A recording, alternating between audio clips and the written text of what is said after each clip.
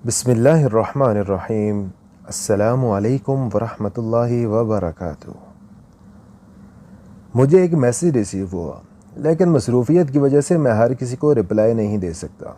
उसका मैसेज कोई करीब 20 दिन मैंने नहीं देखा। फिर मैसेज आया, फ़ारिस सर, माना आप बहुत बड़े लोग हैं, लेकिन किसी गरीब का मैसेज भी देख लिया करें। खैर, जब उसका मैसेज देखा मैंने सलाम का जवाब दिया। फ़ौरी मुझे रिप्लाई आया, सर फ़ारिस हैं आप? मैंने हाँ की जवाब। सर, क्या आपसे बात कर सकती हूँ? मैं ऑफिस से बहुत थका हारा घर आया था। मैंने उसके मैसेज का रिप्लाई नहीं दिया क्योंकि थकन इतनी थी कि कुर्सी पे बैठे बैठे ही सो गया। चाय का कप भी टेबल पे पड़ा पड़ा सर्द हो गया। खैर, उसने काफ़ी सारे मैसेजेस किए। सर, आप प्लीज़ मुझे रिप्लाई कर दें। मैं कौन सा आपसे कुछ मांगूंगी, बस थोड़ी सी बात करूंगी आपसे। मुझे आपको कुछ बताना है। सुबह जब आँख खुली, फजर की अजान हो रही थी। आज तहज्जुद रह गई थी। देर से आँख खुली थी। जल्दी से उठा, वज़ू किया, नमाज अदा की। मोबाइल देखा, उस लड़की के काफ़ी मैसेजेस आ चुके थे। मैंने सलाम किया और कुछ लिखने में मसरूफ़ हो गया। वो भी शायद नमाज के लिए उठी थी या रात भर न सोई थी। सर, आप कसम से कितने ज़ालिम हैं। आपको कितने मैसेजेस किए हैं, आप जवाब तक नहीं देते। मैं मुस्कराया, सॉरी मैडम, असल में मैं बिल्कुल टाइम नहीं होता बात करने का। आपको कुछ मदद चाहिए या कुछ कहना चाहती हैं तो आप मैसेज छोड़ दें मेरे लिए कि फ़ारग वक्त में पढ़ लूँ। उसने ओके का मैसेज किया। मैं वक्त की कमी की वजह से इग्नोर कर दिया। कुछ दिन गुज़रे, उसने वॉइस मैसेज किया, सर फ़ारिस, पता है क्या, मेरी अम्मी भी नहीं है, मेरे अब्बू भी नहीं हैं। मैं बिल्कुल तन्हा हूँ, बस अल्लाह पाक का सहारा है। इस दुनिया में सिर्फ मेरे लिए अल्लाह पाक हैं। फ़ारिस सर, मैं बहुत टूट चुकी हूँ, बहुत थक गई हूँ। ज़िंदगी से मौत की भी दुआ नहीं करती। आपको पता है गुनाह होता है। मैं अल्लाह पाक से कोई शिकवा भी नहीं करती। मैं बस अल्लाह की रज़ा से राज़ी हूँ। आपको एक बात बताऊँ, मुझे ना तलाक हुए 9 साल गुजर गए हैं। इन 9 सालों में मैंने कुरान पाक हिफ्ज़ कर लिया है। किसी को नहीं पता, बस ये मैं और मेरा अल्लाह जानता है। ये मैसेजेस मुझे मिले, उसके बाद 10 दिन तक उसका कोई रिप्लाई नहीं आया। मैं उसकी ज़िंदगी के बारे में जानना चाहता था। मेरे दिल में एक बेचैनी सी होने लगी। एक रात मैं लिख रहा था, मेरे एक ड्रामा की रिकॉर्डिंग चल रही थी, बस इस कश्मकश में था। अचानक उसका मैसेज आया, सर फ़ारिस, ओए फ़ारिस सर, आप क्या इतने बड़े हैं कि आप किसी से बात करना गवारा नहीं करते? मैं हल्का सा मुस्कराया, अरे नहीं मेरी बहन, ऐसी बात बिल्कुल नहीं है। वो चौंक गई, आपने मुझे बहन कहा है? इसका रोते हुए मैसेज आया, फ़ारिस सर, आज पहली बार किसी नामहरम ने मुझे बहन कहा है, वरना जानते हो मुझे जो भी मर्द मिला बस जिस्म का सौदागर मिला। क्या आप मर्द हैं? मैंने मुस्कुराते हुए हाँ में जवाब दिया। वो बहुत खुश हुई। फ़ारिस सर, एक वो भी मर्द था जिससे मेरी शादी हुई थी। मैंने सवाल किया, आपको तलाक क्यों दी उसने? वो लड़की प्यार से बोली, बस किस्मत में ऐसा ही तो लिखा था। मैंने मुस्कुरा कर पूछा, लेकिन फिर भी कोई वजह भी तो होती है ना? वो आहिस्ता से बोली, फ़ारिस सर, मैं आपको एक बात बताऊं, मुझे अल्लाह पाक ने बहुत ही खूबसूरत बनाया है। इतना खूबसूरत कि आपकी सोच हो सकती है। मैंने अल्लाह की तारीफ़ की जिसने हम सब को बनाया है, और बेशक वही है जिसके कुन कहने से हम वजूद में आते हैं और फिर पल भर में कब्र में जा सो जाते हैं। मुझे कहने लगी, मेरा नाम सनोबर है। मेरी शादी बहुत धूमधाम से हुई थी। मैं बहुत खुश थी, बहुत मॉडर्न थी। मेरी रंगत ऐसी है कि कोई नज़र भर के मेरी तरफ देख भी नहीं सकता। अल्लाह पाक ने मुझे ऐसा बनाया है। मेरे 2 भाई हैं। मेरी शादी जिससे हुई वो अजनबी थे। मैंने सोच रखा था अपने शौहर की हर बात मानूंगी, दिलो जान लुटा दूंगी उनके कदमों पे। अपनी सास को कभी आंटी नहीं कहूँगी, बल्कि अम्मी कहकर बुलाया करूँगी। ससुर को अंकल नहीं बाबा कहूँगी, क्योंकि मेरी अम्मी जान ने मेरी तरबियत एक इस्लाम की शहज़ादी सी की थी। फ़ारिस सर, जब शादी हो गई, मैं अलविदा हुई, अम्मी का आंचल छूट गया। बाबा तो मेरे बचपन में ही दुनिया से चले गए थे। ज़िंदगी अपनी मंजिल की तरफ रवां दवां थी कि एक दिन फ़ोन आया और मुझे बताया गया मेरी अम्मी फ़ौत हो चुकी हैं। मेरा सहारा छिन गया। मैं क्या, तो माँ बाप के साथ होता है ना फ़ारिस सर। अम्मी के जाने के कुछ माह बाद मेरा शौहर एक दिन मुझे कहने लगा, तुम छत पे न जाया करो कपड़े सुखाने, अम्मी से कहा करो वो कपड़े सुखाने के लिए धूप में डाल आएंगी। खैर मैंने हाँ में सर झुकाया, जैसे आपकी मर्ज़ी। मेरे शौहर का छोटा भाई शराबी था और मेरा शौहर बहुत शक्की। वो मुझे कहता था, तुम्हारा कोई बॉयफ्रेंड था पहले या किसी से प्यार किया? मैं उससे कहती, मैं अल्हम्दुलिल्लाह पाक दामन मुसलमान लड़की हूँ। लेकिन वो मुझे बातों बातों में एक तंज सी किया करता था। फारिस सर, फिर एक दिन वो कहने लगे, मैं जॉब के लिए इस्लामाबाद जा रहा हूँ, वही रहूँगा, अपना ख्याल रखना। वो इस्लामाबाद चले गए। कुछ दिन गुजरे थे, मेरी सास ससुर भी कहीं गए हुए थे। मैं घर में अकेली थी। मेरा देवर शराब के नशे में अपने दोस्तों के साथ घर आया।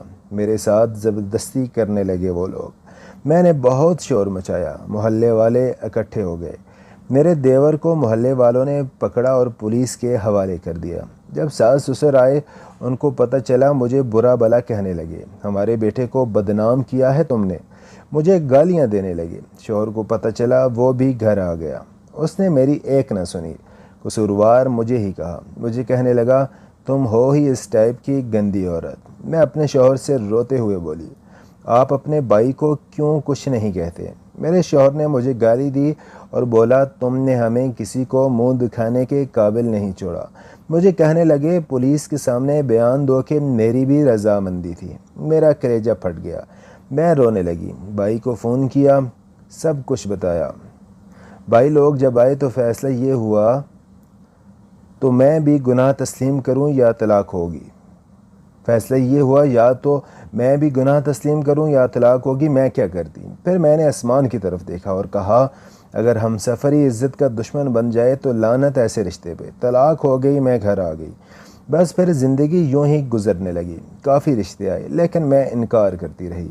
भाई भाभी बहुत अच्छे थे, मेरा बहुत ख्याल रखते थे। यूं कहीं मुझे शहज़ादी बना कर रखा था उन्होंने। मैंने उसकी ज़िंदगी के बारे में जब सुना तो काफ़ी उदास हुआ। फिर उसे तसल्ली देने लगा। उसने मुझे अपनी तस्वीर भी भेजी। कहने लगी, फ़ारिस सर, ये मैं हूँ। यकीन करें वो बहुत खूबसूरत थी। ईद करीब आ रही थी। कहने लगी, फ़ारिस सर, मुझे ईद की शॉपिंग ही करवा दें। मैं मुस्कुराया। मैं क्यों करवाऊँ? अपने भाई से कहो वो करवा दें। इस बात पे खामोश हो गई। काफ़ी दिन फिर उससे मेरी बात ना हुई। ईद का दिन था। मुझे मैसेज किया, ईद मुबारक फ़ारिस सर। मैंने भी ईद विश की। मेरे दोस्त के पास बैठा हुआ था। दावत थी, तरह तरह के खाने थे। मैंने उसको एक तस्वीर भेजी। वो देखकर बोली, फ़ारिस सर, आपकी ज़िंदगी कितनी पुरसकून है ना। मैंने पूछा, वो कैसे? मुस्कुराते हुए कहने लगी, मैंने ईद पे कोई शॉपिंग भी नहीं की।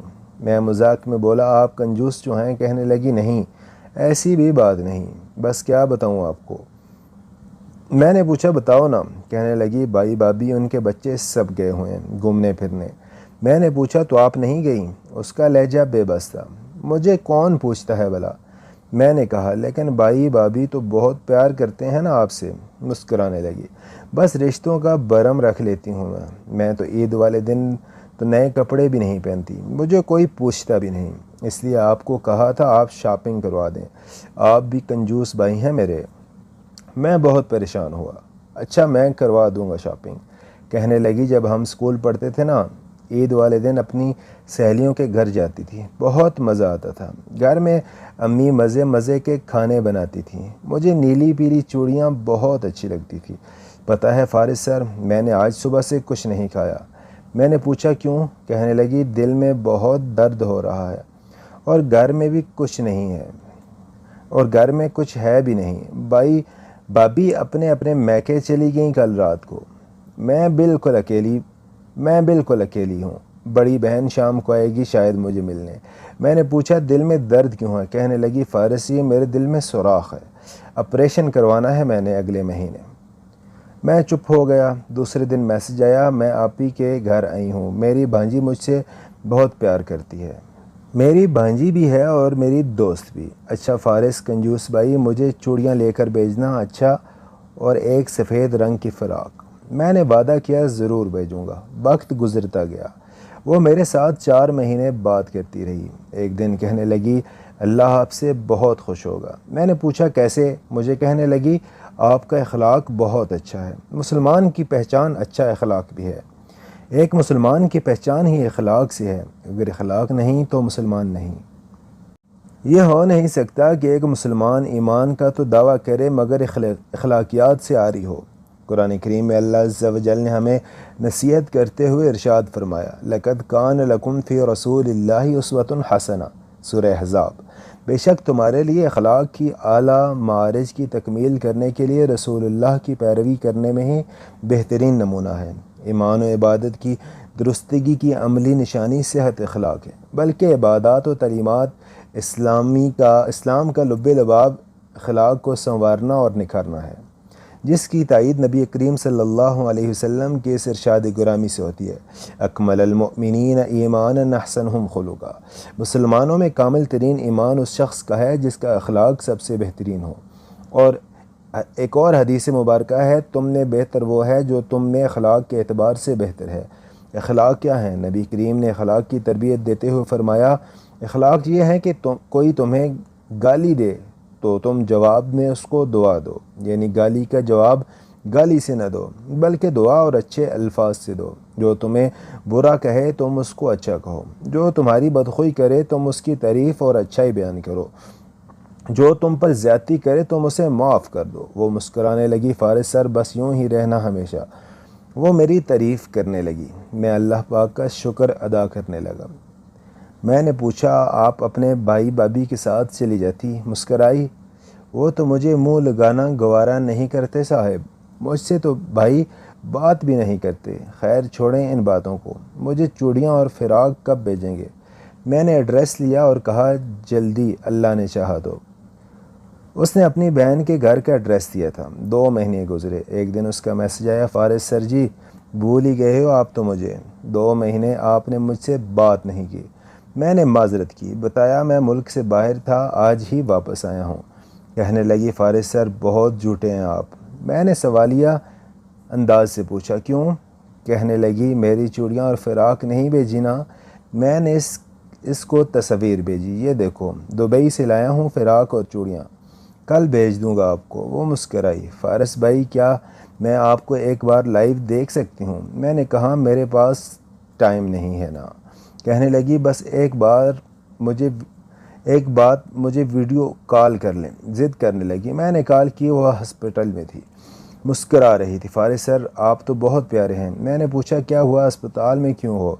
कहने लगी, आज मेरे दिल का ऑपरेशन है, दुआ करना मेरे लिए। मैंने तसल्ली दी, अल्लाह ने चाहा तो ठीक हो जाओगी। फ़ारिस सर आपसे बात करके ना मेरे दिल को बहुत सुकून मिलता है। खुदा जाने अब कभी बात हो ना हो, शायद आखिरी बार आपसे बात कर रही हूँ। वैसे बहुत तंग किया ना आपको। आप जब लिख रहे होते थे आपको मैसेजेस कर देती थी। सॉरी। अच्छा, अब आप अपनी बहन को माफ़ करना। अच्छा, इतने में नर्स आई, उसे ऑपरेशन थिएटर ले जा रहे थे। कहने लगी, दिल कर रहा है आपसे बात करती रहूं, लेकिन मुझे जल्दी ठीक होना है। मैं वो फ़िराक वो चूड़ियाँ पहनकर आपको तस्वीर भेजूँगी, बस मैं जल्दी से ठीक हो जाऊँ। कॉल बंद हो गई। दिन गुजरने लगे। उसका व्हाट्सएप बंद ही था। मैं भी मसरूफ़ हो गया। मैं किसी प्रोजेक्ट की वजह से पाकिस्तान से बाहर चला गया। 4 महीने गुजर गए, वापस आया। शाम का वक्त था, डिनर कर रहा था, अचानक ख्याल आया, एक लड़की थी जिसे मैंने चूड़ियाँ और फ़िराक भेजी थी, उसका कोई मैसेज नहीं आया। अपने कमरे में गया, उसका नंबर निकाला, कॉल मिलाई। बेल होने लगी लेकिन किसी ने कॉल अटेंड नहीं की। मैंने फिर कॉल मिलाई, एक लड़की की आवाज़ सुनाई दी। हेलो। मैंने सलाम किया। जी आप सनोबर हैं? उस लड़की ने मुझे सवाल कर दिया, आप फ़ारिस हैं? मैंने हाँ में जवाब दिया। उस लड़की की आवाज़ कांपने लगी, अपनी माँ को आवाज़ देने लगी। मामा जिन्होंने खाला के लिए चूड़ियाँ भेजी थी ना, उनका फ़ोन आया है। वो लड़की रोते हुए बोली, फ़ारिस सर मैं खाला सनोबर की बांजी बात कर रही हूँ। खाला को फौत हुए 4 माह गुजर गए हैं। मेरा सर चकराने लगा। मैंने आहिस्ता से पूछा, कैसे? उन्होंने बताया, ऑपरेशन के दौरान उनकी डेथ हो गई थी। आपकी भेजी हुई फ़राक और चूड़ियाँ हमको मिल गई थी, लेकिन अब खाला इस दुनिया में नहीं है। मेरी आंख से एक आंसू टपका। मैं चुप हो गया। वो लड़की कहने लगी, फ़ारिस बस आपके फ़ोन का हमको इंतज़ार था, आप कभी तो फ़ोन करेंगे ना। अब आपको बता दिया, अब ये नंबर हम बंद कर रहे हैं। कॉल बंद हुई उसके मैसेजेस पढ़ने लगा। वो कितनी अच्छी थी ना, न जाने कितने दर्द लिए वो खामोशी से दुनिया छोड़ गई। मैंने हाथ उठाए, उसके लिए दुआ मांगी, प्लीज़ एक दूसरे के हमदर्द बन जाए, किसी को खुशियों के चंद लम्हात दे दें। क्या पता कोई थक गया हो, ज़िंदगी का बोझ उठाए, किसी का सहारा बने, मुस्कुराहट बने, ना कि जानवर दरिंदा बनकर किसी को दुख दें। ज़िंदगी बस कुछ पल का सफ़र है। ख़ुद को इंसान बनाएं, अपने अखलाक ऐसे बनाएं कि लोगों के दिलों में ज़िंदा रहें। आपसे बात करके लोग सुकून महसूस करें। कुछ लोग एक हवा की तरह ज़िंदगी में आते हैं और ख्वाब की तरह अधूरे रह जाते हैं। मौजूद सामीन, आज की ये स्टोरी आपको कैसी लगी है, कमेंट सेक्शन में अपनी राय ज़रूर दीजिएगा। और अगर हमारे चैनल को अभी तक सब्सक्राइब नहीं किया तो आपसे गुजारिश है कि हमारे चैनल को लाजमी सब्सक्राइब करें और बेल आइकॉन पर लाजमी क्लिक करें। मिलते हैं एक नई वीडियो के साथ। अपना बहुत सारा ख्याल रखिएगा। अस्सलामु अलैकुम वरहमतुल्लाहि वबरकातुहू। खुदा हाफिज़।